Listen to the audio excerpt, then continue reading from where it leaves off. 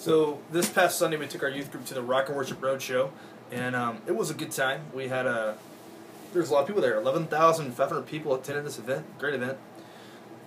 And they had at the beginning of the event at 6 o'clock, they had the youth pastors and some of the youth leaders go into this room with.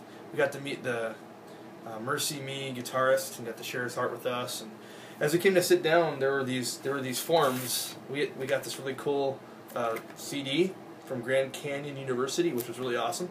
But then on the table they had this thing where you could sign up for Grand Canyon University, and then there were so many Creation Fest forms being passed around. It's crazy. It was being distributed like all over the place. So we generally don't do Creation Fest for the reason that we have camp.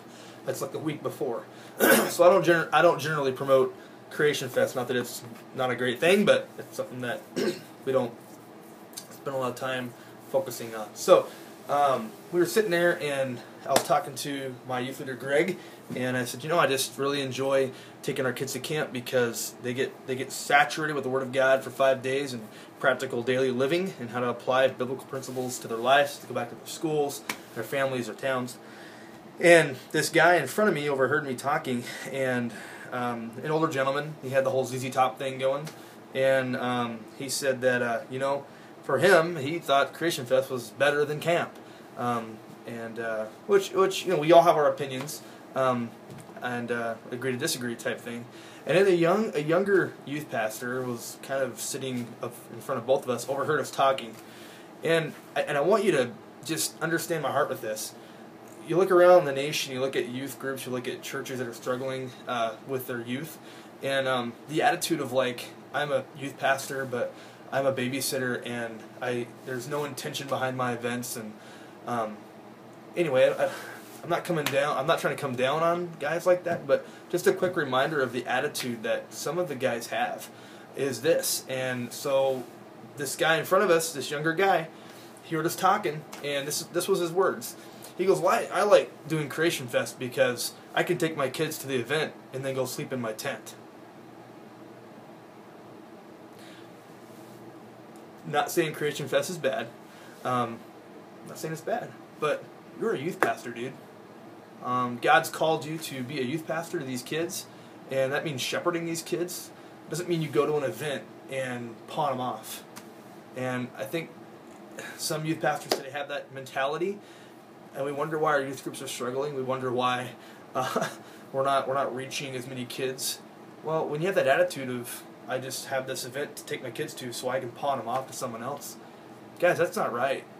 And if you're a youth pastor watching this video, I'd ask that you check your heart and see where you're at with your philosophy of ministry.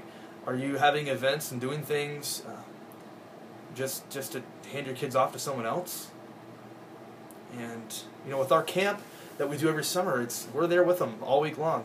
All night events, we're there with them all night long. My leaders come when they're able, and they're building relationships. What good does it do to go sleep in a tent? And that comment, just to me as a youth pastor, I found very offensive, and it makes all youth pastors look pretty bad, I think. And I just really want to share my heart. I had planned on making this video earlier this week and didn't have time.